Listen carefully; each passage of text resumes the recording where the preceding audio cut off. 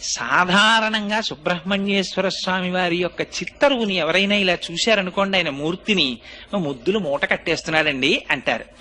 ఎంత అందంగా ఉంటాడంటే ముమ్మూర్తుల వాళ్ళ అమ్మగారి పోలిక. అంటే మరో మాటలో చెప్పాలి అంటే పార్వతీదేవి పోలిక. అంత అందంగా ఉంటాడు ఆయన.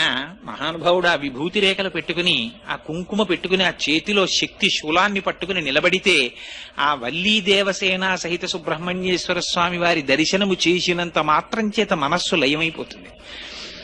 అయితే అనేకమైనటువంటి దేవతాంశములు జన్మించాయి. కానీ వీటికి లేనటువంటి చిత్రం అంతా సుబ్రహ్మణ్యేశ్వర స్వామి వారి అవతారం దగ్గర వచ్చింది.